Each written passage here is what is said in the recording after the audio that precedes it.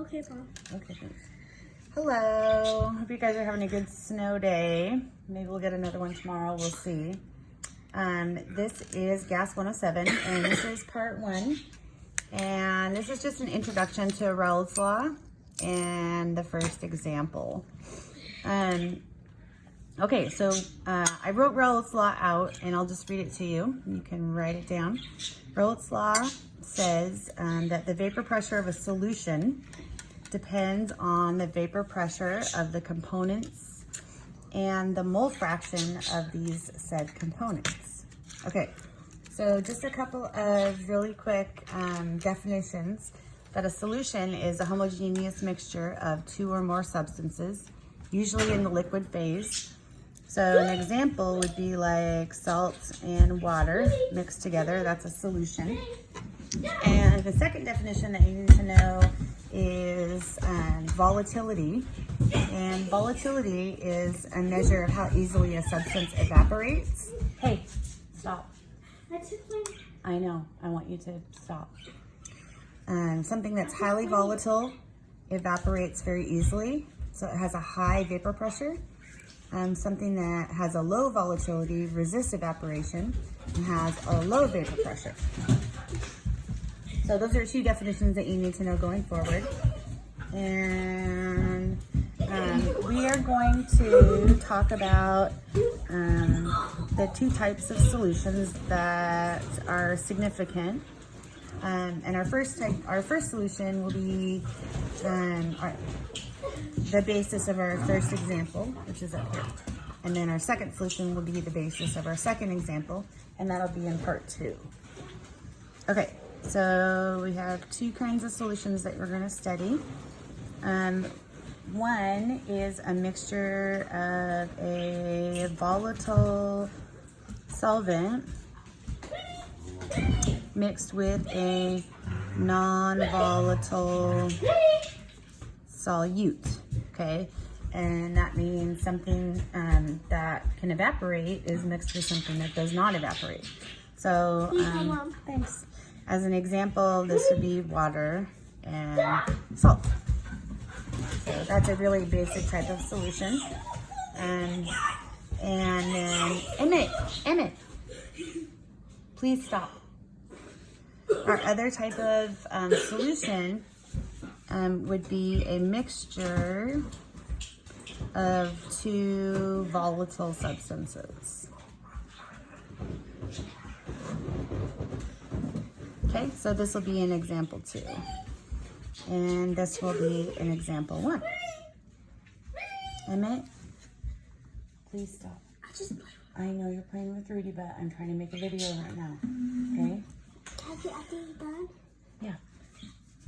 Okay. I'll be patient. So here's our first example. What is the vapor pressure of a solution? And that goes with this. That is composed of 25 grams of sodium chloride,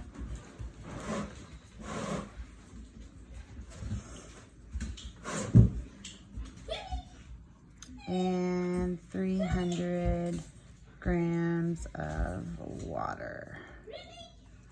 Okay, and we'll say the temperature is 20.0 degrees Celsius. Okay, so Raoult's law manifests in an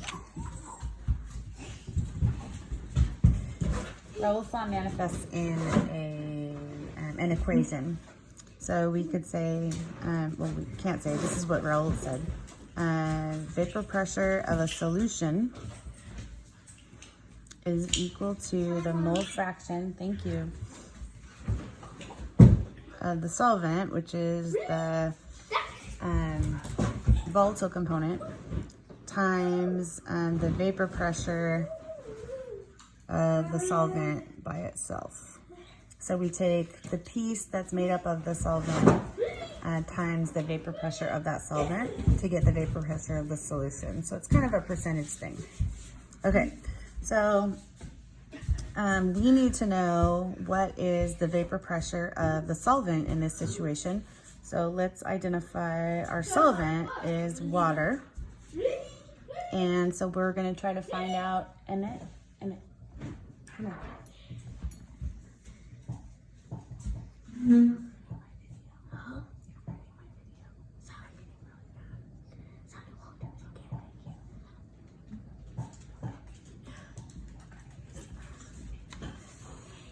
Okay, sorry, I had to talk to Emmett. So the vapor pressure of the solution is going to be equal to the mole fraction of the solvent, which is water, times the vapor pressure of the solvent, where the solvent is water. So we need to know the mole fraction of the solvent.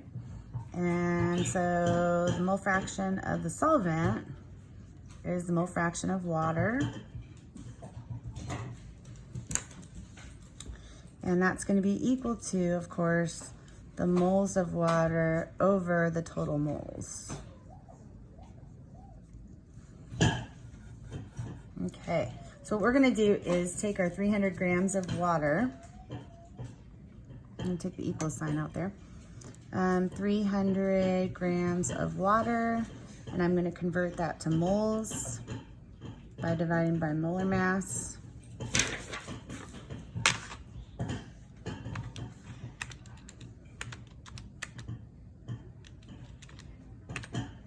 And that's 16.7 moles of H2O. And then I'm going to convert the 25 grams of sodium chloride also to moles. And that molar mass is 58.1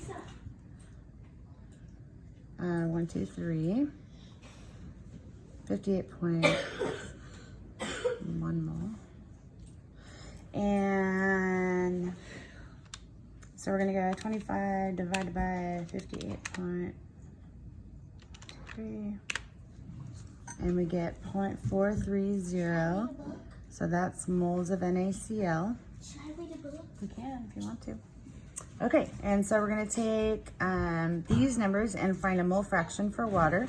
So we'll go 16.7 moles of water over the total moles, which is 16.7 plus 0.430.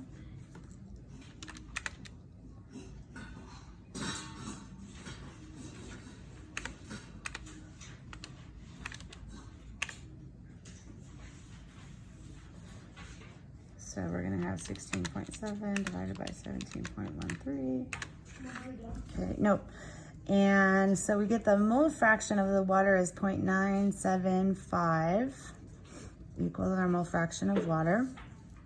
And then to find the vapor pressure of the solution, we're going to take the mole fraction times the vapor pressure of that solvent, which is water. And we're going to look that up in our handy dandy vapor pressure table. And if we look here at the temperature is 20 degrees Celsius. The vapor pressure is 17.5 millimeters of mercury. Okay, so the vapor pressure of the solution is going to be equal to 0.975 times the vapor pressure I just said of 17.5 millimeters of mercury. So 0.975 times 17.5, and that gives us 17.1 millimeters of mercury, and that's equal to the vapor pressure of the solution.